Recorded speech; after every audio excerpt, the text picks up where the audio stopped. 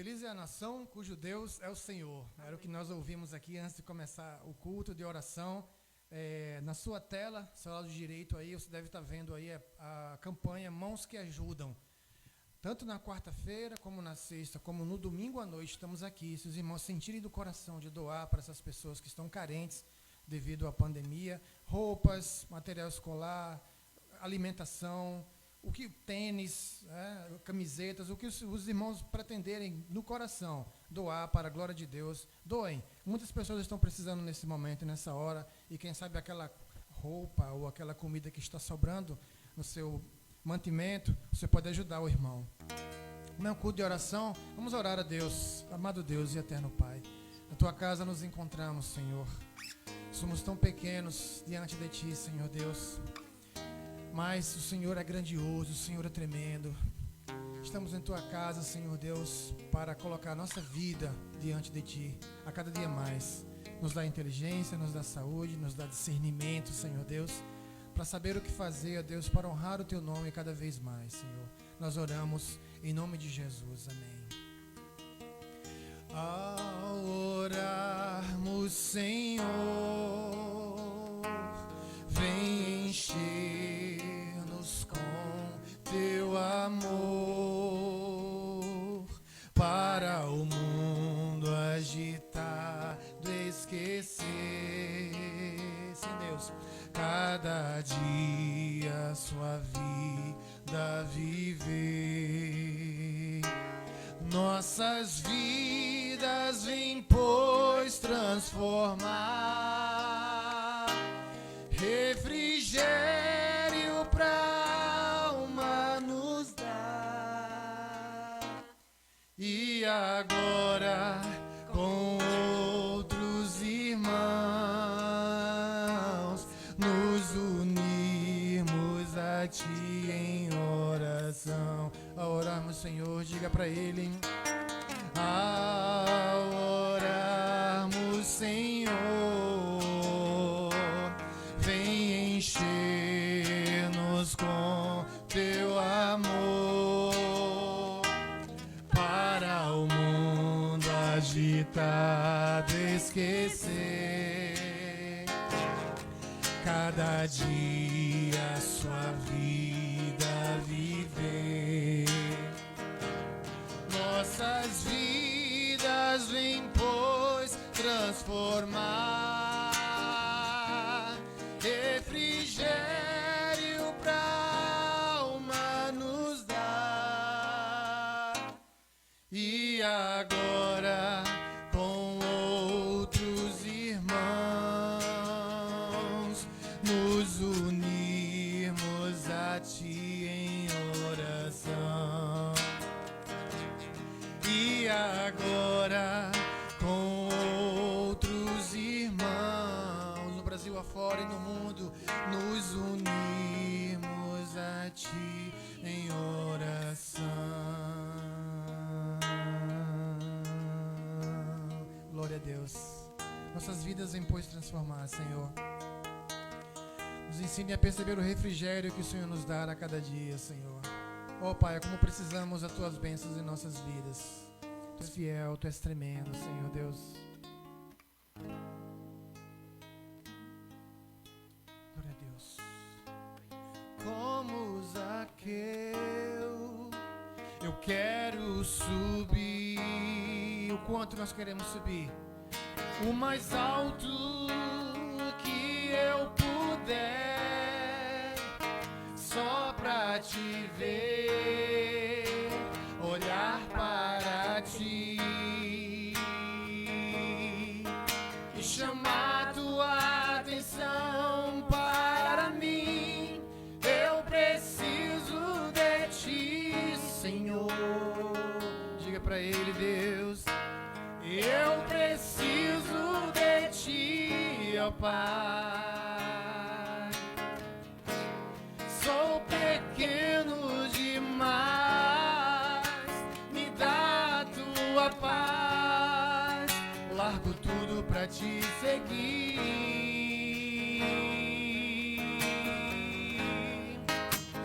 Entra na minha casa, entra na minha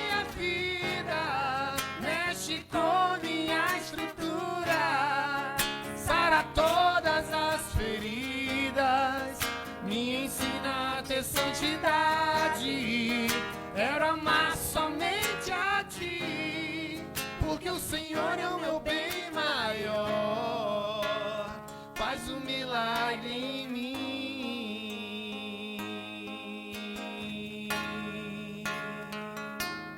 Oh.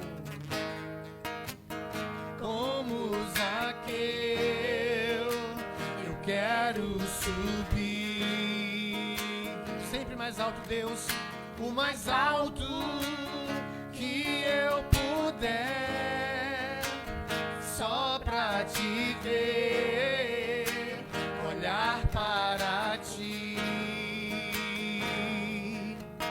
e chamar tua atenção para mim. Eu preciso de ti, Senhor. Eu preciso de ti, ó Pai. Sou pequeno demais, me dá tua paz. Largo tudo pra te seguir.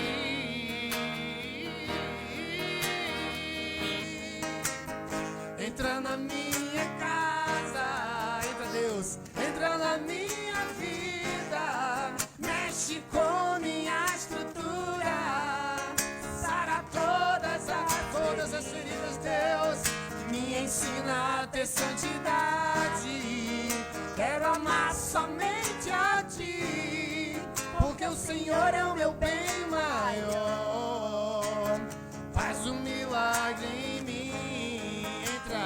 Entra na minha casa, entra na minha vida, mexe com minha estrutura, sara todas as feridas, Senhor, venha sarar, me ensina a ter santidade, quero amar somente a ti, oh Deus, porque o Senhor é o meu bem maior, faz um milagre em mim, porque o Senhor é o meu bem maior, faz um milagre em mim, porque o Senhor é o meu bem maior em nós, faz um milagre em nós.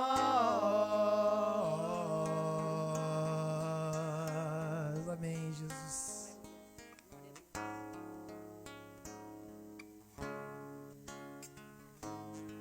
Há uma aliança e uma ligação entre você e Deus. E o nome dessa ligação se chama Jesus Cristo. Jesus é a aliança entre você e Deus. Entre você e Deus. Jesus é a aliança entre você e eu. Entre você e eu. Hoje Ele te chama para renovar. Hoje Ele te chama para restaurar.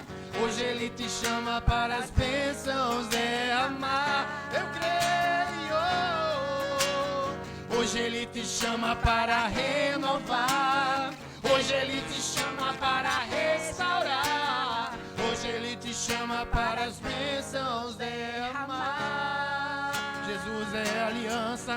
Jesus é o quê? É a aliança entre você e Deus. E Deus. Jesus é a aliança entre você e eu. Entre você e eu. Hoje Ele te chama para renovar. Hoje Ele te chama para restaurar. Hoje Ele te chama para as bênçãos derramar. Aleluia. Hoje Ele te chama para renovar. Hoje Ele te chama para restaurar. Hoje Ele te chama para as bênçãos derramar. Tem uma parte que diz assim, ó: firmada está a aliança. Está firmada entre você e Deus. Entre você e Deus. Firmada está a aliança entre você e eu. Entre você e eu. Hoje Ele te chama para renovar. Hoje Ele te chama para restaurar. Hoje Ele te chama para as bênçãos derramar. Aleluia. Hoje Ele te chama para renovar. Hoje Ele te chama para restaurar. Hoje Ele te chama para as bênçãos derramar.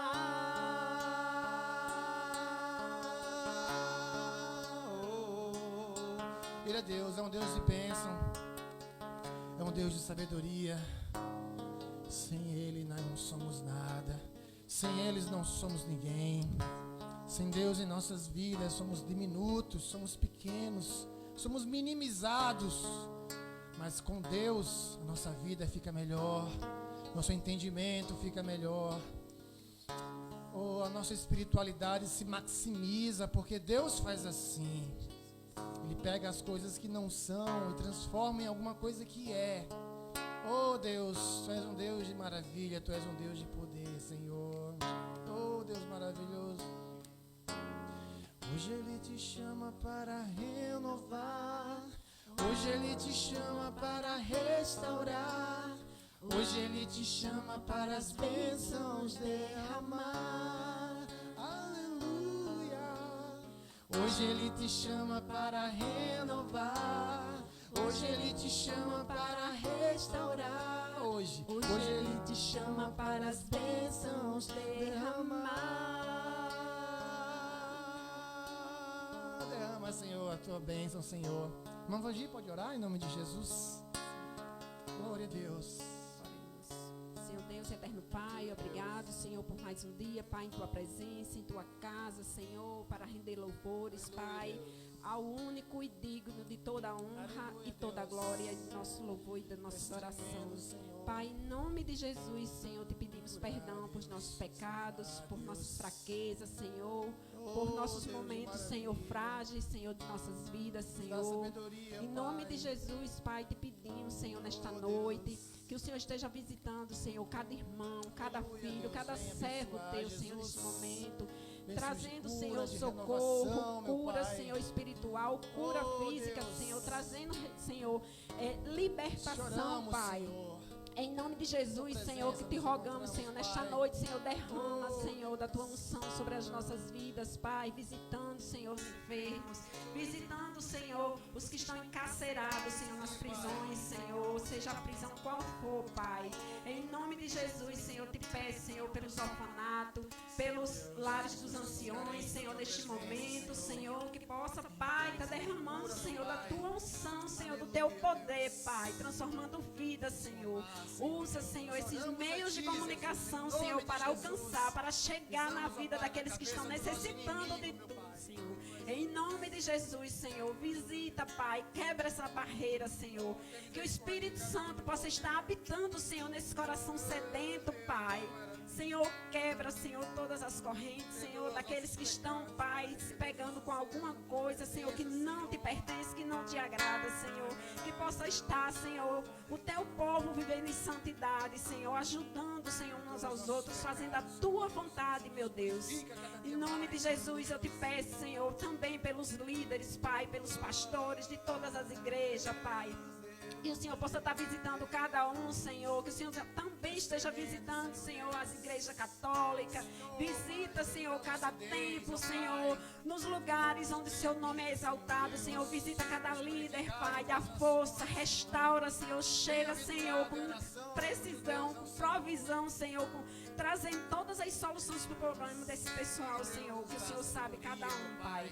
Em nome de Jesus, Pai, que eu te peço pelos projetos, Senhor, também.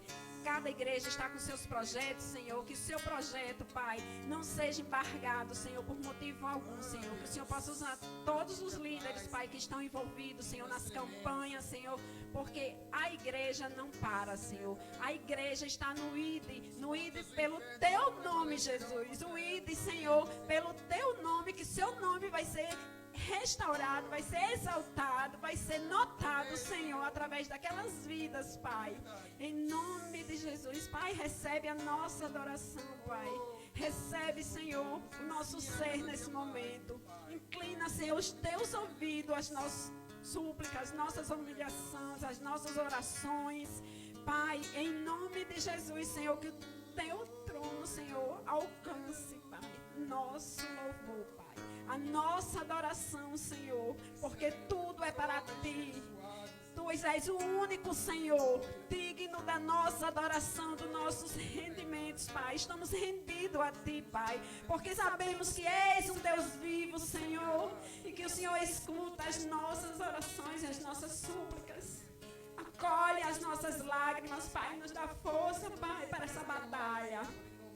Que em nome de Jesus, o diabo pode não desistir, mas também não vamos desistir de lutar, porque és o Deus do impossível.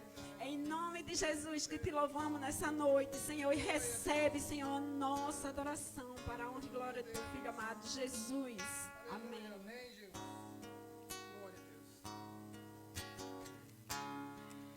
Não importa quem você é, não importa o que você fez, Jesus conhece o teu interior também. Quantas vezes você caiu tentando acertar, mas a tristeza e o desespero te fizeram chorar. Não importa pra onde você foi, se na escuridão da noite Ele apaga o seu passado e não desiste de você.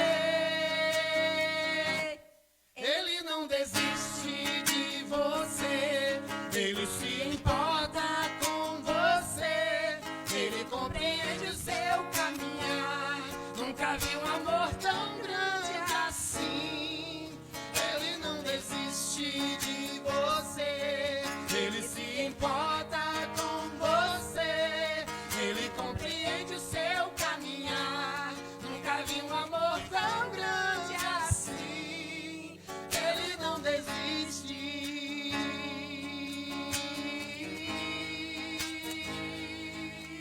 Oh Deus, você tem um valor tremendo para Deus. Não importa quem você é, não importa o que você fez, Jesus conhece o teu interior também. Quantas vezes você caiu tentando acertar, mas a tristeza e o desespero te fizeram chorar. Não importa pra onde você foi, quando na escuridão da noite Ele apaga tudo, Ele apaga o seu passado e não desiste de você. Ele não desiste de você, Ele se importa com você, Ele compreende o seu caminhar. Nunca vi um amor tão grande assim. Ele não desiste de você, não. Ele se importa com você, Ele compreende o seu caminhar. Nunca vi um amor tão grande assim. Ele não desiste.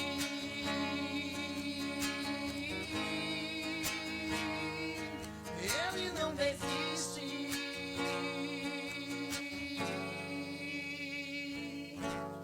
Ele não desiste.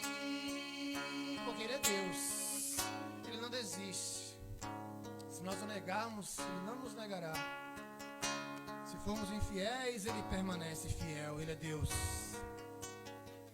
Portanto, não importa quem você é, não importa o que você fez, Jesus conhece o teu interior também.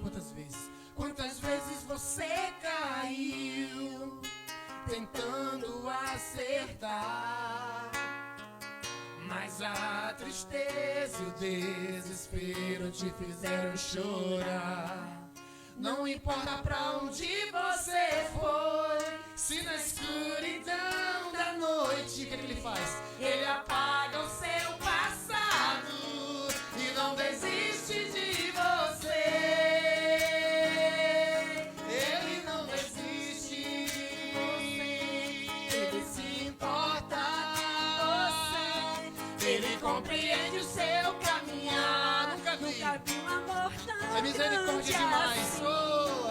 Ele não desiste de você. Ele se importa com você. Ele compreende o seu caminhar. Nunca vi um amor tão grande assim. Ele não desiste. Não. Ele não desiste. Não importa quem você é. Não importa quem você é, de jeito nenhum. Não importa o que você fez, é passado. Jesus conhece o teu interior também. Quantas vezes você caiu tentando acertar, mas a tristeza e o desespero te fizeram chorar. Não importa pra onde você foi, se na escuridão da noite, o que ele faz? Ele apaga o seu passado e não desiste de você. Ele não desiste de você. Ele se importa com você. Ele compreende o seu caminhar. Nunca vi um amor tão grande assim. Escute, ele não desiste de você. Ele se importa com você. Ele compreende o seu caminhar. Nunca vi um amor tão grande assim. Ele não desiste.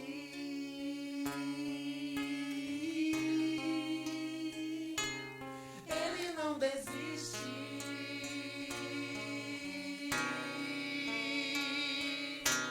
Ele não desiste.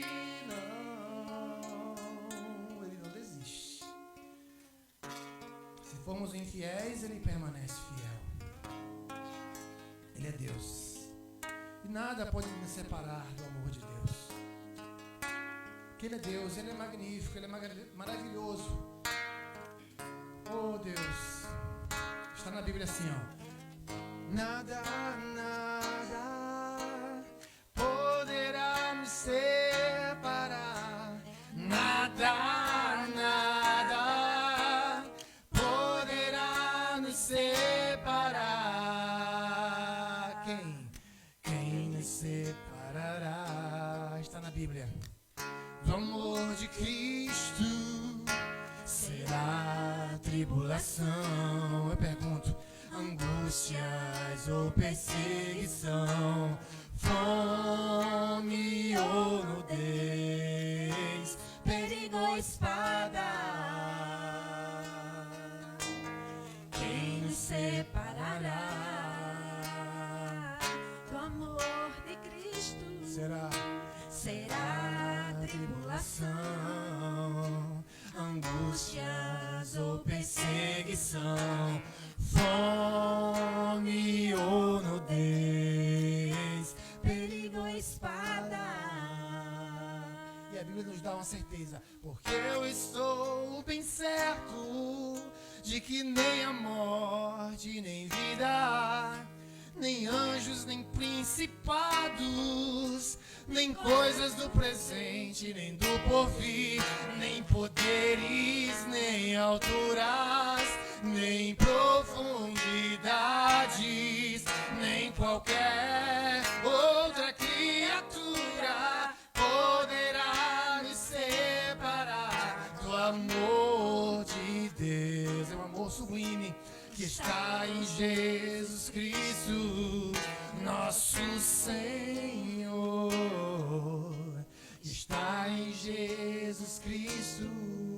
Porque eu estou bem certo, a Bíblia diz: porque eu estou bem certo de que nem a morte, nem vida, nada, nem anjos, nem principados, nem coisas do presente, nem do porvir, nem poderes, nem alturas, nem profundidade, nada disso, nem qualquer outra criatura poderá nos separar do amor de Deus. Que está em quem?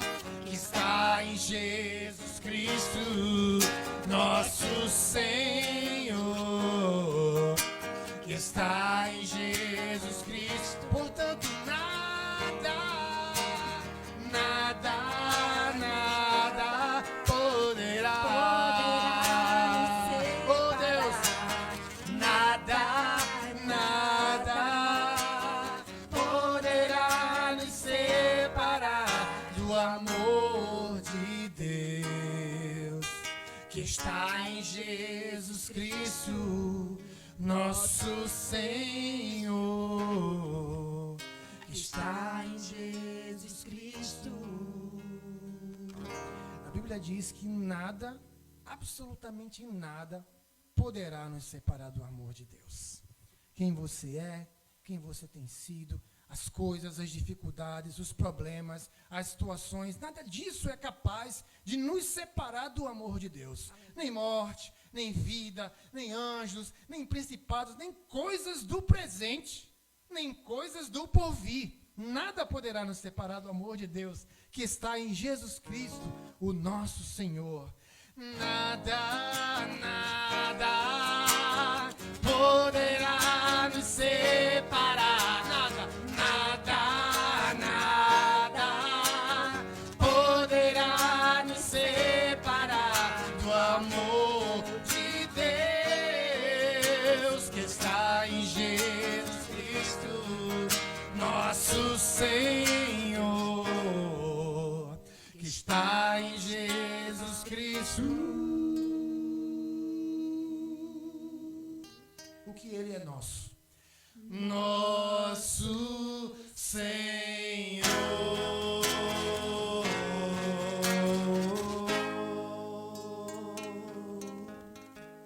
Glória a Deus. Pastor Cabanas tem a palavra, em nome de Jesus oramos, falamos com Deus, cantamos para o Senhor, falamos com Ele, nos dirigimos a Ele. Agora nós vamos nos silenciar e ouvir a voz de Deus. Deus irá falar com o seu povo através do teu servo, Pastor Cabanas, em nome de Jesus.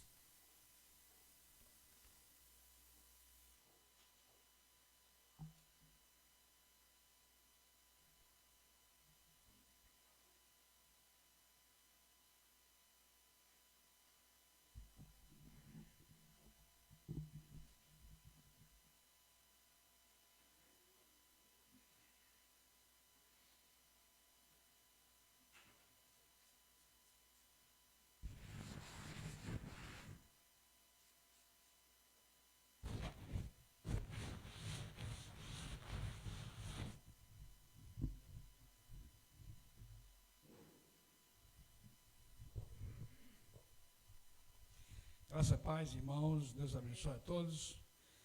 Somos gratos a Deus pelo seu amor, pela sua misericórdia. Somos felizes porque Deus tem nos guardado diante de tanto problema, de tanta calamidade. Deus tem nos protegido. Queremos saudar o pastor Beto, da Igreja Batista Nova Jerusalém, Nova Natal.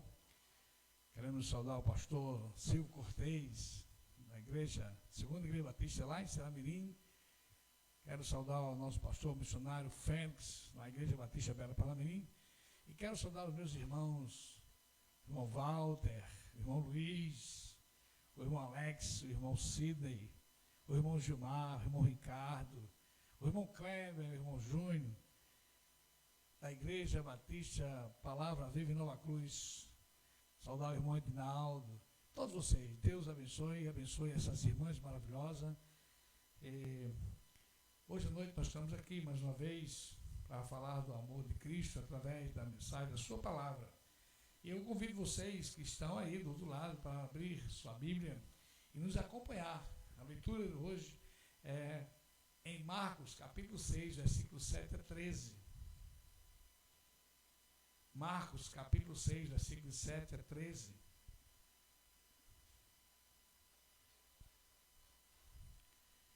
Marcos, capítulo 6, versículos 7 a 13, diz o seguinte: chamou a si os 12 e começou a enviá-los a 2 e 2, e deu-lhe poder sobre os espíritos imundos. E ordenou-lhe que nada tomasse para o caminho, senão somente um bordão, nem alforje, nem pão, nem dinheiro no cinto. Mas que calçasse as alparcas, e não vestisse 2 túnicas. Dizia-lhes: na casa em que entrardes, ficai nela até partir dali. Tanto quanto vos não receberem, nem vos ouvirem, saindo dali, sacudiu o pó que estiver debaixo dos pés, em testemunho contra eles. Em verdade, vos digo que haverá mais tolerância no dia do juízo para Sodoma e Gomorra do que para aqueles daquela cidade. E saindo eles, pregavam que se arrependessem. E expulsavam muitos demônios e ungiam muitos enfermos com óleo e os curavam. Esse texto é um texto que nos leva a uma reflexão muito complicada nos dias atuais. Nós estamos aqui diante de um texto que ensina o sacerdócio voluntário, o sacerdócio com sacrifício. E isso não agrada a muita gente. Nós temos essa primeira missão de Cristo, enviando os seus discípulos, seus apóstolos, para pregar o Evangelho, para anunciar as boas novas de arrependimento e contrapondo todos os interesses mercantilistas vistos no Evangelho atual. Veja só as etapas. Primeiro, temos aí, ele diz assim: eu envio. E chamava os 12 e começou a enviá-los, 2 a 2. E dava a ele autoridade sobre o Espírito. Então, a primeira coisa que uma testemunha verdadeira de Cristo tem que saber é que ele é enviado por Jesus. Ele não pode pregar o Evangelho dele, anunciar a palavra dele próprio. Porque ele é enviado. O enviado é aquele que leva uma mensagem de outro. Portanto, muitas e muitas pregações em púlpito de igreja, muitas e muitas pregações por aí fora, muitos e muitos que pregam o Evangelho, não pregam as boas novas que está escrito na Escritura. Lamentavelmente, pregam as suas boas novas, o seu Evangelho, não o Evangelho de Jesus. O Evangelho de Jesus está muito longe desse Evangelho pregado por muitos pregadores que têm mais interesse mercantilista do que qualquer outra coisa. E quando Cristo enviou para que eles pregassem a mensagem que ele tinha dado, a mensagem de Cristo, a mensagem oferecida por Jesus. E é interessante como eles foram enviados também, de 2 em 2. Na verdade, o testemunho conhecido como testemunho verdadeiro na Escritura é o testemunho de 2 pessoas. Então faz sentido Cristo enviar 2 para que o testemunho que eles fossem anunciar fosse verdadeiro, em dupla. É uma das razões porque 2 a 2. A outra razão pode estar relacionada ao apoio necessário de um para outro em muitas dificuldades que eles certamente poderiam passar. Então, geralmente, 2 a 2, porque 2 a 2 era uma forma de um poder amparar-se no outro. Eles ter com quem compartilhar as dificuldades que há de vir no caminho.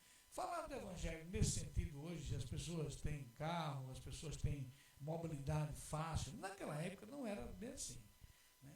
Era por montanhas, era por pedra, lugares pedregosos, eram lugares difíceis.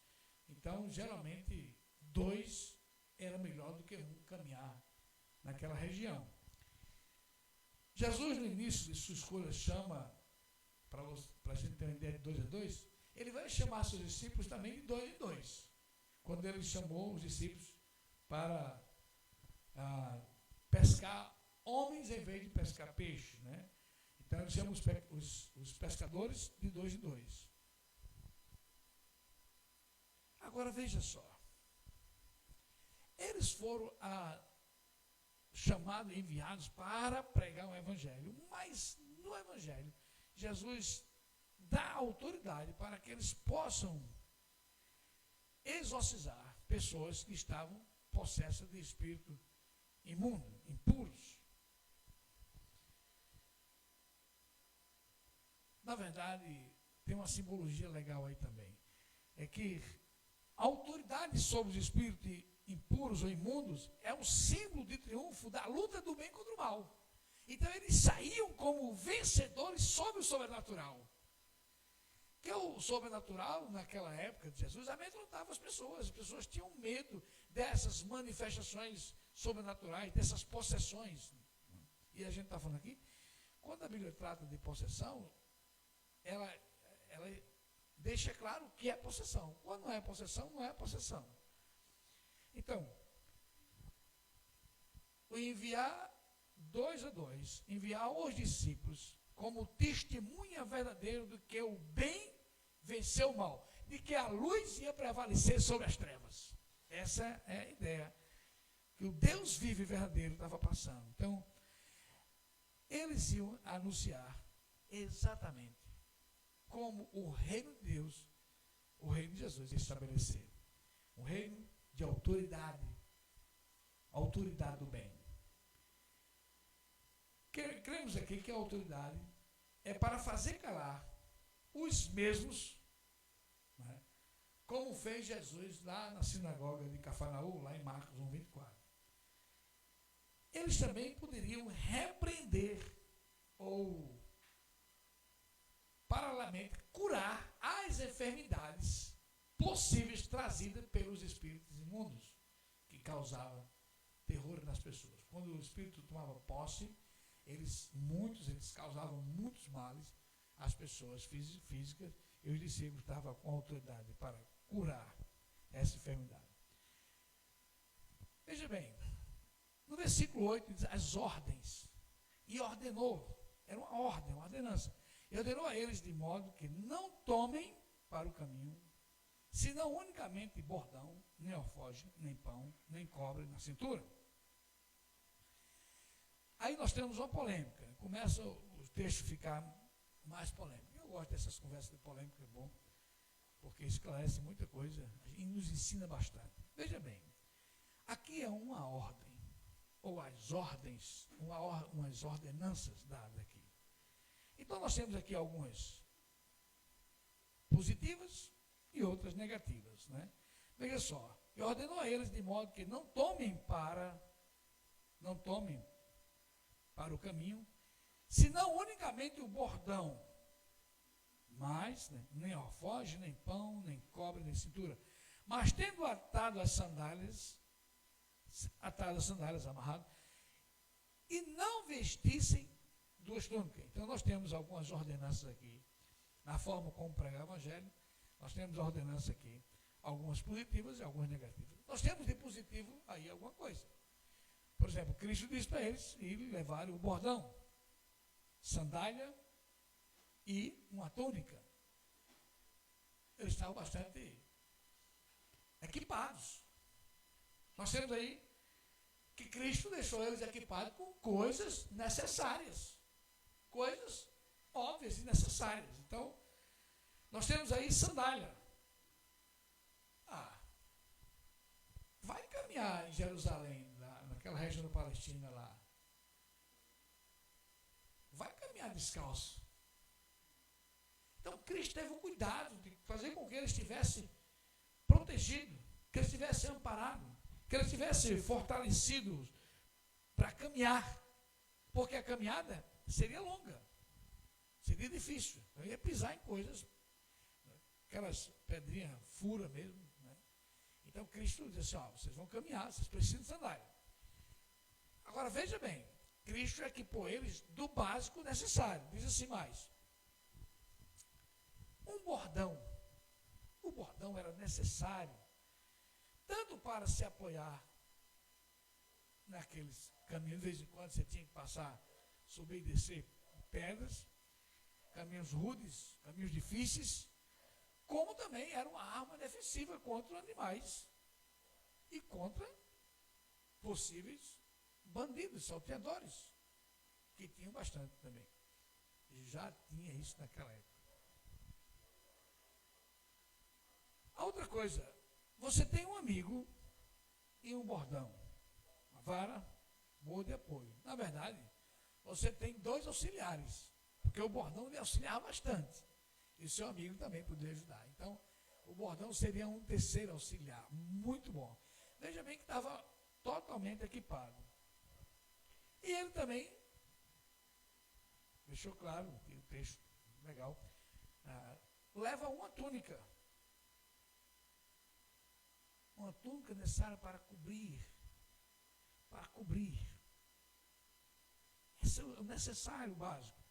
Aí, contrariando todos os interesses mercadológicos dos dias atuais, do Evangelho, pregado por alguns que modificaram os interesses pelos quais estão no Evangelho, nós temos algumas ordens negativas. Né?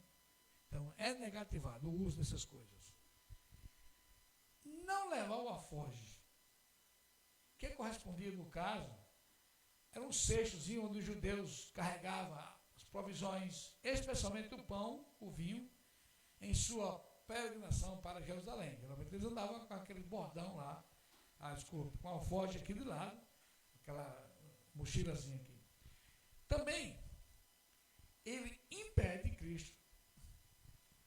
As brincadeiras, leis nos dias atuais, a gente faz assim uma ressalva. Parece brincadeira, né?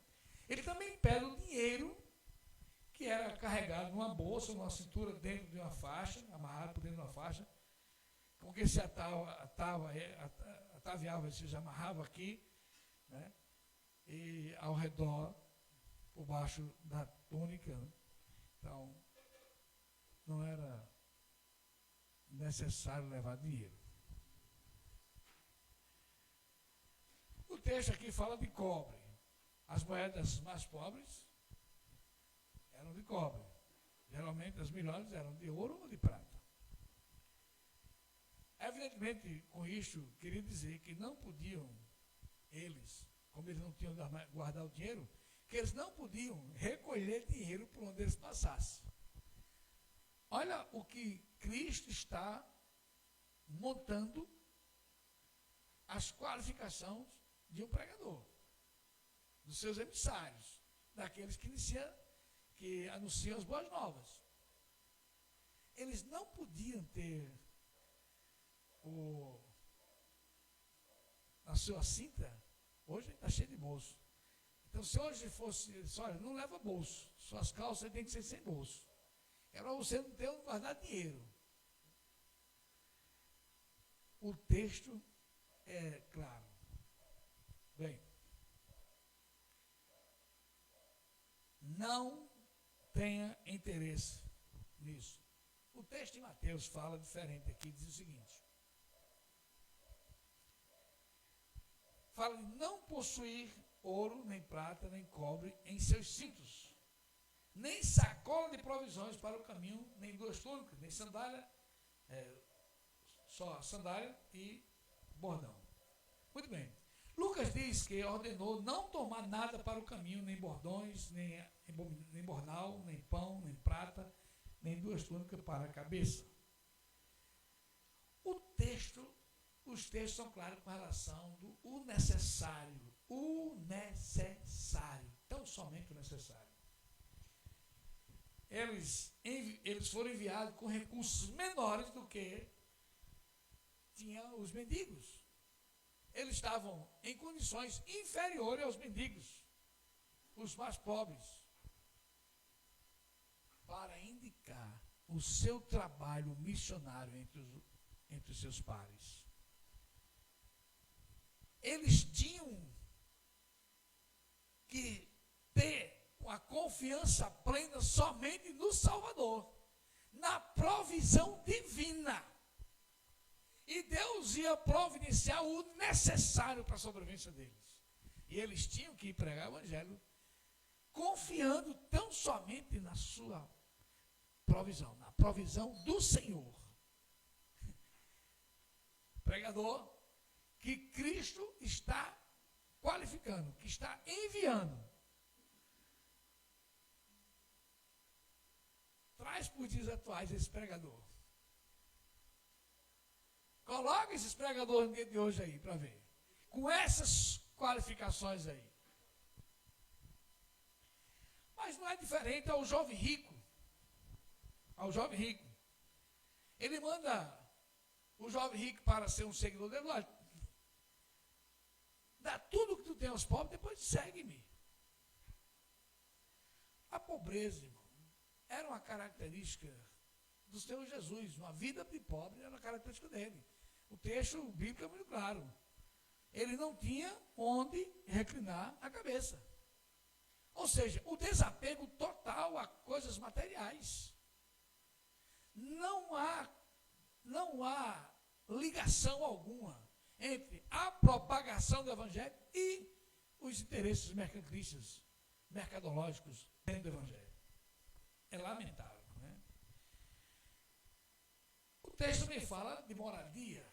Veja só, dizia ali, versículo 10, na casa em que entrares, ficai ali até partir de lá dali. Fica ali naquela casa. Prega o evangelho lá, quando eles lhe aceitarem, prega o evangelho o suficiente, depois parta dali para outra casa, até quando a missão estiver cumprida. Se nas ordens anteriores era o caminho quem ditava as condições da pobreza, para evitar se enriquecer com o pretexto da missão, agora ele coloca os discípulos como hóspedes, gratuitos daqueles que aceitam o evangelho. Então, se quando iniciou a pregação do evangelho, os discípulos foram hóspedes em algumas casas sem ter nada, não tinham posse nenhuma e eram hospedados na casa dos outros, hoje a gente, nessas condições que temos, as condições financeiras, o sistema é outro, então assim, hoje eles nos colocam como hóspede daqueles que aceitam a Cristo. Então nós temos a obrigação de recepcionar, de cuidar das pessoas que são desprovidas de bens materiais. Essa é a missão da igreja. Lembra lá em Atos, eles passaram a ajudar as pessoas. Sobre a pregação, versículo 12. E tendo saído, pregavam para que se convertesse. Que mensagem, hein? Nem precisa falar mais nada. A mensagem da conversão é em todo o texto da Bíblia. Embora que Marcos não tenha narrado como Mateus, que foram enviados para proclamar o reino, que o reino estava às portas, né? Ou Lucas, para proclamar o reino de Deus e curar os doentes, mas está implícito que a função da igreja na propagação do evangelho é anunciar as boas novas do reino, a exigência da conversão e o auxílio aos necessitados. Tem uma pergunta que as pessoas fazem assim geralmente. Procura ver se aquela igreja, naquela localidade, deixar de existir, faz falta para a comunidade em que ela está inserida? Ou procura saber da comunidade que benefício aquela igreja, naquela localidade, traz para a comunidade? Ou o que aquela igreja faz para os necessitados daquela comunidade, para os necessitados daquela comunidade? Então, são perguntas provocativas que faz com que as pessoas possam entender qual é a missão da igreja. Se você vai fazer um concílio, alguém vai dizer, qual é a missão da igreja? Aí o O examinador faz a pergunta e o examinado diz assim: proclamar, glorificar o Senhor Jesus, glorificar a Deus, proclamar o Senhor. Como é que a gente glorifica a Deus? Precisa traduzir? Jesus traduziu. Sempre que você vestiu o nu, me vestiu. Deu de comer ao faminto, me alimentou. Saciou o sedento, me deu água, me deu de beber. Me visitou quando estou enfermo, então, foi a mim que você visitou o enfermo, visitou a mim. Isso é a função da igreja. Igreja é povo. Não é uma instituição. Uma instituição, como a gente diz hoje, não é uma pessoa jurídica. Ele é um organismo vivo. A igreja é vida, é composta de pessoas vivas, que proclamam o reino de Deus com suas vidas. Como organismo vivo é muito diferente de uma instituição, como a gente conhece nos modos de hoje, né? Com CNPJ e tudo mais. Não é bem assim. Bem, para Marcos, ele aqui nos dá uma ideia de que qual era o fim da missão apostólica. O arrependimento era a base da propagação do evangelho. Mas interessante que o arrependimento não foi privilégio de João Batista nem de Jesus. Moisés, quando organiza a religião judaica, ele cria muitas regras, muitos ritos, mas ele deixa lá em Deuteronômio, no seu final, uma coisa fora de série. Ele diz assim: cortai o prepúcio do seu coração, aquilo que excede no coração. Então Moisés estava levando as pessoas ao entendimento de que o que Deus mais queria não era o cumprimento do rito, mas era a mudança no coração. É aquilo que excedia além do que Deus queria que a humanidade fizesse, da prática de vida do ser humano. Os profetas falaram isso muitas e muitas vezes. Você vai citando Isaías, no primeiro capítulo de Isaías, ele diz assim: a vossa reunião solene é para mim coisa abominável. Porque a prática religiosa deixava o homem bastante longe de Deus. E Jesus faz uma citação dizendo esse povo, dizendo para os fariseus da sua época, ele faz uma citação de 500 anos antes dele, diz assim: esse povo me honra com os lábios, mas o seu coração está muito longe. Me honra somente de boca, mas as ações deles, as atitudes, não condizem com o meu pensamento. E Jesus disse isso muitos anos depois que o profeta citou. Aí vem João Batista e prega o arrependimento, a conversão, a mudança de atitude, significando dizer que cada vez mais o homem, desde Adão até João Batista, estava longe do padrão moral, do padrão de vida que Jesus, que Deus estabeleceu para que o homem vivesse. E aí Jesus continua pregando o arrependimento, a reconversão, o arrependimento. Aí vem o apóstolo Pedro, continua pregando arrependimento. Aí vem o apóstolo Paulo nas suas cartas. O apóstolo Pedro, naquele discurso, lá nos capítulos primeiros de Atos, grande o seu discurso sobre arrependimento. Paulo, nas suas cartas, propaga o arrependimento. João termina o Apocalipse, escrevendo para as cartas, exigindo que elas se convertessem, que elas voltassem ao primeiro amor, que elas voltassem a ter intimidade. E o texto clássico lá de Samuel diz assim, diz para Davi, não importa para mim sacrifício, importa para mim o obedecer, é mais do que o sacrificar. Então essa é a mensagem que os apóstolos enviados tinham que propagar, que o povo mudasse de atitude, que o povo houvesse uma transformação.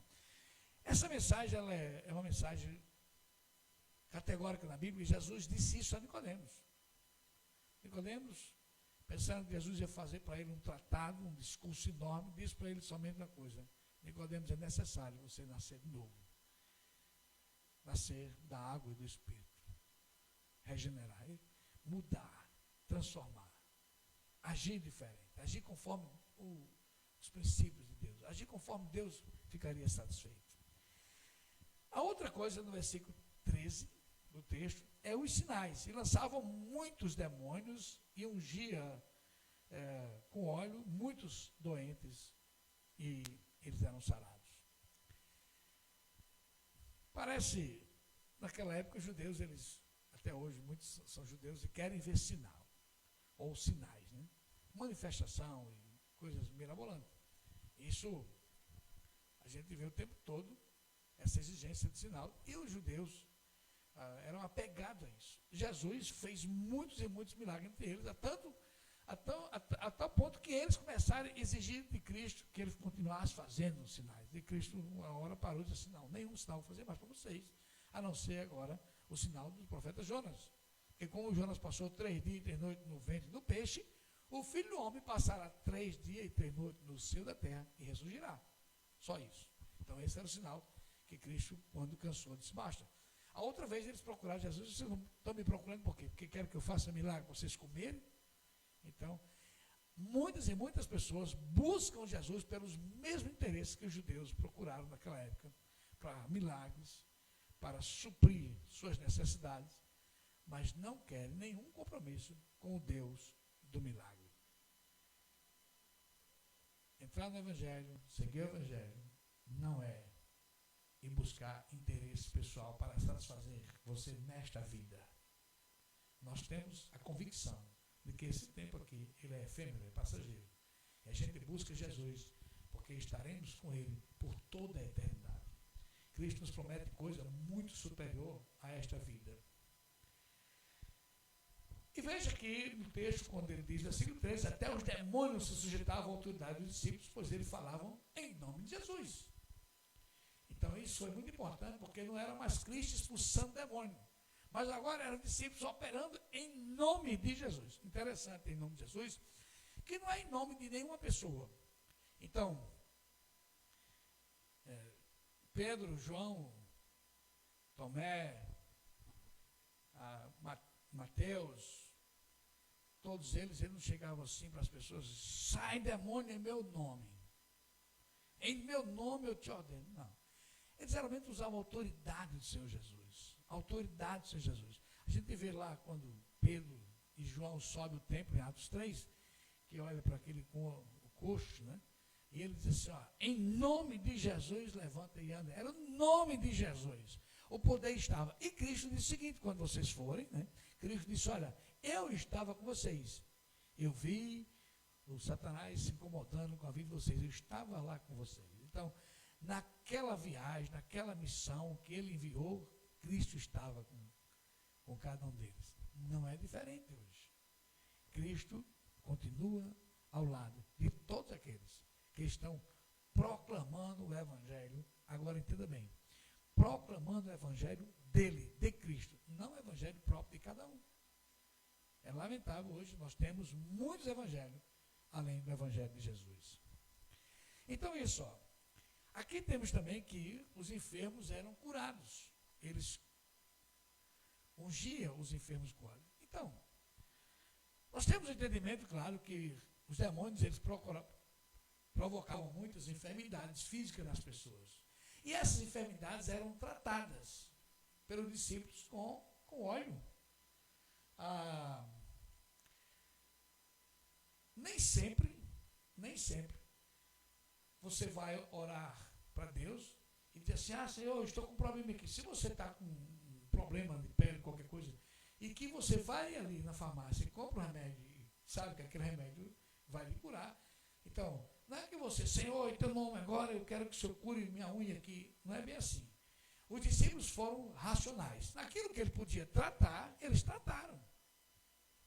A gente lembra do milagre de Jesus diante de Lázaro, na ressurreição de Lázaro, quando ele disse assim: remova uma pedra. Ora, Lázaro não atravessou a pedra, não saiu lá do túmulo com um corpo glorioso e atravessou a pedra. Não era bem assim. A pedra foi removida, então ele disse: remova a pedra. Aquilo que o homem pode fazer, faz. Deus, ele é usado no sobrenatural. O nome de Jesus fica para o sobrenatural, para aquilo que o homem não pode fazer. Então, muitas e muitas enfermidades eles curavam usando o óleo, usava a medicina local. Isso é bom que se diga, que as pessoas têm que aprender que algumas coisas hoje, as pessoas, em vez de ir para médico que resolve o problema, aí vão procurar curandeiros, igreja, etc, etc, quando na verdade é mais fácil procurar um médico, né? Tem uma história interessante de Siddhartha Gautama. Quando ele chegou na beira do lago, e Siddhartha Gautama olhou, tinha um monge sentado e querendo atravessar o lago, sentado, né? E quando ele viu Siddhartha Gautama, que é mais conhecido como Buda, ele correu e disse: mestre Siddhartha, que bom lhe ver, estou aqui há 25 anos tentando levitar para atravessar esse lago. Diz a história que Buda olhou para ele e disse assim: pagando barqueiro não era mais fácil, não?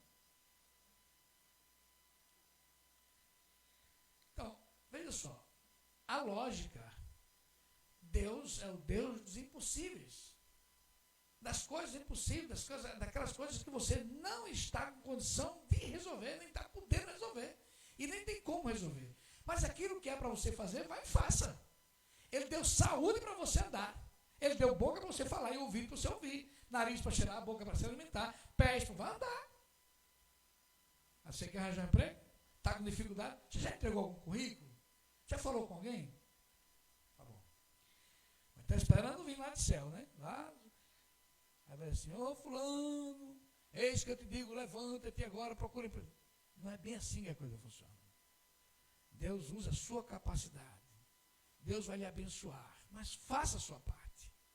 Porque os discípulos foram enviados para fazer a obra do Senhor Jesus, mas as coisas físicas, materiais, palpáveis, fáceis, possíveis, eles faziam.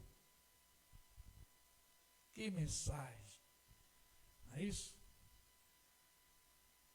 Interessante, que mensagem. Bem, agora a propagação do Evangelho tem um problema. Você anunciava e as pessoas que recebiam eram abençoados e tinham direito à salvação. Quando você anuncia o Evangelho, quem aceita Cristo tem vida eterna. João 3,18 é clássico. Quem nele crê não é julgado, mas quem não crê já está julgado. Então você tem uma dualidade de quem recebe é abençoado e quem rejeita é amaldiçoado.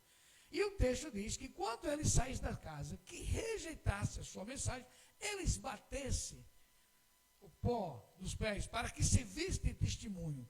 A mensagem do Evangelho, bonita, pura, sublime, em que Deus deu seu Filho para sacrificar a sua vida em seu favor, pagou os seus pecados na cruz, é muito linda. É perfeita, mas é dura ao mesmo tempo, porque aqueles que rejeitam o mistério do Calvário não têm salvação. Não é que eles precisam ir para a igreja, o BC levantar a mão, não é isso que se diz. Eles precisam reconhecer que Jesus pagou os seus pecados na cruz do Calvário. Eles precisam reconhecer que é pecador e que seus pecados estão pagos em Jesus. Foram crucificados com ele. E essa mensagem é dura, porque ele diz o seguinte: aquele que me confessa diante dos homens, eu confessarei diante do meu Pai. Mas aqueles que me negam, eu também o negarei diante do meu Pai. A mensagem é dura. Mas veja só, que nós temos aqui, que Jesus nos ensinou muita coisa, onde ele, por exemplo, ele foi um mestre prático. Ele não apenas enviou os discípulos, mas ele fez e mostrou aos discípulos como fazer. Então Jesus foi um mestre prático. Ele iniciou, ele mesmo praticou a pregação do Evangelho, aqui, ora, no momento, estamos falando da Galileia, onde ele estava. Ele anunciou a proximidade do reino, a qual a implantação se deu com a crucificação de Cristo na cruz do Calvário. O reino foi restabelecido ali. Então, a autoridade dada por ele, por Jesus, aos discípulos, ela foi perpétua. Cada discípulo que falava em nome dele resolvia o problema. Não saía sem resolver. O nome de Cristo era superior. Inclusive, o problema grande quando Cristo morre as pessoas, eita, acabou, pronto, ele morreu. Só que o nome dele passou a ser tão poderoso quanto a presença dele. E a obra passou a ser realizada em seu nome, todo o tempo. Agora veja só. Nós temos aqui também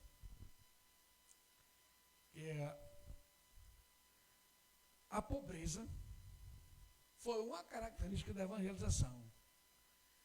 Quando Cristo instigou os apóstolos a pregar o evangelho e desprovendo-se dos bens materiais, do interesse material, ele estava tentando evitar a simonia, tão presente logo no início do cristianismo. Estou falando aqui da Idade Antiga e Idade Média, no meados do século 3, 4, 5, como é nos dias atuais. Então, Cristo, com a mensagem da pobreza, não era que ele dissesse, todo mundo não vai ter nada, vai ser miserável.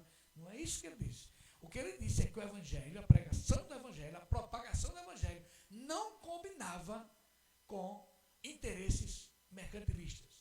Então, ele diz assim, ele instiga um evangelho, uma pregação do evangelho. Entenda bem que Cristo não está instigando ninguém a ser pobre, mas ele está instigando a você que está pregando o evangelho não ter interesse além da propagação do evangelho, não ter nenhum outro interesse além desse. Tão somente pregar o evangelho por amor, ter um compromisso sério com o evangelho. Então, a pobreza acompanha a pregação do evangelho. Isso era uma tentativa de evitar a simonia. A simonia é exatamente um termo utilizado para as pessoas que ganham dinheiro com coisas religiosas. Parece brincadeira. Hoje não tem mais ninguém que faz isso, né? Ninguém que ganha dinheiro com o evangelho, ninguém está se dando bem no evangelho, né? As pessoas tinham que viver, os apóstolos de Cristo, viver para o evangelho, não viver do evangelho, mas para o evangelho. Muito bem. No versículo 20 do capítulo 6 de Lucas, veja só que Cristo diz que o maior inimigo do homem ainda era entre que ficava, vamos dizer assim, na dualidade entre o homem, entre Deus, era o dinheiro. Ele disse, você não pode servir a dois senhores. Cristo coloca o dinheiro igual a ele. Você não podia servir a Cristo, a Deus e ao dinheiro. Ele era a mamon. Então, não combina, hora nenhuma, a propagação do evangelho e o interesse por dinheiro, por mamon. E ele manda você escolher. Outra coisa interessante é que tem uma razão para isso, né? Tinha uma razão para isso. Na região, na vizinhança, naquela época, os missionários de alguns deuses daquela época, principalmente os deuses da região da Síria, um tal de Lucino, né? Ele andava arrecadando donativos para a deusa Astarcates, quase que eu digo o nome, Astarcates. Ele reunia donativos para levar para a deusa, para essa deusa, para comprar sacrifícios para o santuário dela. Então isso estava em voga naquela época. Eles saíam, né, os alforjes, saíam como mendigo, mas voltavam recheados de muito dinheiro. Eles voltavam bem, então arrecadavam bastante. Qualquer semelhança com pessoas que saem, missionários que saem, né, liso, sem nada, sem só com as bolsas, os bolsos, e voltam cheios, qualquer semelhança é mera coincidência. Não estou falando de ninguém, né? Não há espaço para o evangelho, ou seja, a pregação das boas novas de salvação e o enriquecimento por meio disto. Não há espaço na Bíblia para isso. As pessoas podem ficar ricas e devem ficar por razões qualquer, por trabalho, por suor, né? Mas jamais por evangelizar. É abominável isso. Dispensamos aqui qualquer comentário de qualquer outra igreja, qualquer religião que faz isso. Não me interessa isso. Aqueles que pregam a teologia da prosperidade, e outras coisas mais. A Bíblia é muito clara com relação a essas coisas e é extremamente dura com relação a esse ensinamento. Nós devemos viver do suor do nosso rosto, do suor do teu rosto comerás o teu pão. Na oração do Pai Nosso quanto a isso, Jesus é muito duro. Ele não ensina a prosperidade nos termos que as pessoas pregam hoje.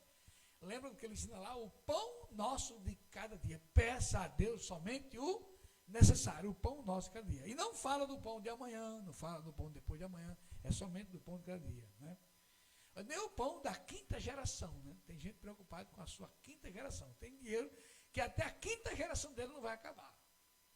E Cristo não está falando disso aqui, né? Mas tem pessoas que acreditam nisso. Geralmente quem quer enriquecer de um dia para a noite é o preguiçoso, porque ele quer ficar rico para não trabalhar, né? Ele não tem disposição para trabalhar, então faz de tudo. Ele aposta em tudo. Tudo ele faz para quem, né? Até mentir, roubar, ludibriar, ser esperto, coisa semelhante, contanto que ele não tem que trabalhar. Então, quando você vê um sujeito esperto, né, ele não é trabalhador, não. Ele esperto, geralmente, é um cara que quer ficar rico rapidamente para não trabalhar. Interessante que ele diz, todos devemos comparecer ante o tribunal de Cristo para que cada um receba segundo o que tiver feito por meio do corpo, o bem ou o mal. Não sou eu que estou dizendo. A Escritura está te dizendo isso. Cada um vai dar conta do que fez. Cada um vai dar conta do que fez. E sabe o que é interessante quanto a isso? A Bíblia diz assim, o escândalo há de vir. Tem muito escândalo, né? Mas ai daquele por onde vem o escândalo. Ai daquele que provoca o escândalo. Interessante isso, né? E se você quiser evitar que as pessoas tenham um evangelho torto, a Bíblia diz, ensina a criança no caminho que deve andar. E ainda quando for velho, não se desviará dele, ou seja, ensina o evangelho puro, agora. Alicerça o discípulo da tua igreja no evangelho dele e eles não vão se desviar. Muito bem. Nós temos aqui alguns condicionantes, né, algumas do evangelho aqui. As atitudes, as ações, o comportamento do verdadeiro fala mais alto do que as suas palavras. Portanto, o que Cristo queria era que os seus apóstolos, os seus discípulos, eles fossem exemplos. Exemplos. E aqui há uma rejeição plena que a mensagem estivesse condicionada a qualquer pessoa que rejeitasse a mensagem de Cristo, não tenha dúvida aqui, seria ou você aceita e vai para o céu, ou você rejeita e vai ficar uma eternidade sem Deus. Então, a mensagem é dura com relação a isso. Então, aquele que rejeitasse não tinha direito à eternidade, aqueles que aceitassem iriam para o céu. Então, a mensagem aqui de arrependimento, ela é escatológica. Ou você se arrepende, ou você aceita o arrependimento, ou você, ele vai bater os pés, tirar o pó, e esse pó será testemunho de que você rejeitou a mensagem do Evangelho. Então, a mensagem aqui é escatológica. Aquele que aceitar ou se arrepender tem vida eterna, mas o que rejeitar passará a vida eterna sem Deus.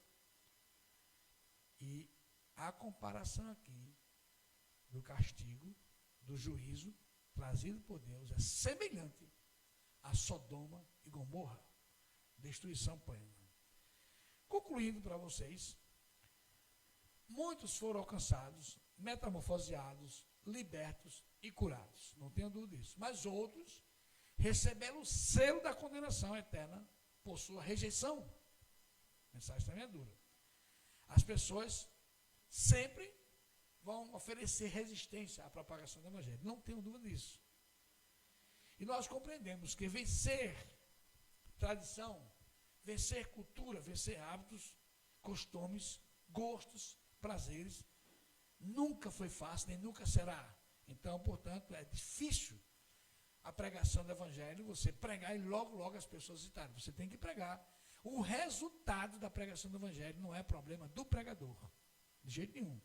Isso fica entre a pessoa que recebe o Espírito Santo de Deus, que é quem convence aquela pessoa que estuda o Evangelho, do juízo, do pecado. juízo. Então, isso não cabe ao pregador convencer ninguém. Não é palavras persuasivas que vai converter as pessoas. Não é palavra bonita. Mas é a novidade de vida que você vê no outro. É uma pessoa transformada. Então, o evangelho tem que provocar essa mudança. As pessoas olham para o pregador e tem que ver mudança nele. Está difícil hoje. Está difícil, você vai enxergar. Veja bem, então o evangelho é o evangelho da obediência. Não é o evangelho da persuasão, mas é a pessoa que resolve, escolhe obedecer. Opta por isso. O evangelho é lançado e as pessoas vê o que Deus está falando com ela e resolve obedecer. Veja bem, quando Naamã procurou a cura e não encontrou, aquela jovem menina que vai anunciar para ele que, olha, lá na minha terra tem um homem assim, assim, e ele vai lá atrás de cura. Ele queria que a cura acontecesse do jeito dele, dos modos dele. Ele chegou lá com toda a pompa, cheio de dinheiro e tal, e queria comprar a cura, ele comprar a cura, quando na verdade a cura seria dada pela obediência. Então, quando o profeta manda que ele vá no rio e mergulhe 7 vezes, se ele tivesse mergulhado 6, ele resistiu ir, não aceitou, porque na minha terra, porque do meu jeito. Muita gente está igual a Naamã, quer o evangelho do jeito dele, nos moldes dele. Não, porque não precisa ser assim, não precisa tão assim. E começa a tirar pedaços da Escritura Sagrada, cortando parte da ordenança de Cristo. E molda a Escritura ao seu bel prazer. Ora, Naamã quis fazer isso, mas ele não recebia a cura se ele tivesse procedido assim até o fim. O que aconteceu? Naamã mergulhou 7 vezes e recebeu a cura por obedecer. Não, Deus não está propondo para você o evangelho que você possa negociar com ele. Não tem negócio. O evangelho é categórico. Ou você aceita ou você rejeita. Então você tem aqui um ensinamento muito bom de que os pregadores, como os pregadores devem ser, mas você também tem a obrigação de entender que se a mensagem chegar até você, você tem a responsabilidade de aceitar ou de rejeitar. Isso é com você. Então, Naamã sentiu o poder divino e esse poder continua. Os missionários do Senhor Jesus continuam pregando o evangelho sem nenhum interesse financeiro. Os missionários continuam pregando o evangelho exatamente a mensagem que Cristo mandou passar. Tem muitos pregadores no mundo fazendo isso, pregando o evangelho verdadeiro, sem interesse algum, sem interesse financeiro. O interesse não somente em que a alma perdida encontre guarida, encontre desguarida ao Espírito Santo de Deus e que possa ser selado por Ele. É esse evangelho que eu estou pregando. E a gente está aqui como igreja para te abençoar. Você não precisa ser diferente do que você é quando você aceitar Jesus. Você não precisa mudar completamente o seu ser. Você só precisa obedecer ao Senhor Jesus. Você não vai se converter hoje, aceitar Jesus e você vai querer mudar tudo na sua vida. Não é bem assim. Quem vai mudar você é o Senhor Jesus. Você vai se moldar a Ele pela sua obediência. Até porque Deus não quer que você saia de onde você está agora, do seu trabalho, da sua casa, do seu lar. Não é bem assim. Você vai deixar de trabalhar de jeito nenhum, você vai continuar trabalhando, vai ser uma pessoa normal, fazer tudo que as pessoas fazem para sobreviver e fazer aquilo que você é capaz de fazer. Sabe o que acontece? Você vai ser chamado para uma missão eterna, estar ao lado do Criador. Ter uma vida eterna com Ele. Que maravilha. E no mundo, aqui, enquanto a sua partida, o seu encontro com o Eterno não chegar, você vai passar por muita dificuldade, como todo mundo, mas tenha uma certeza que Jesus estará ao teu lado todo o caminho. Deus abençoe você. Amém. Fica com Jesus.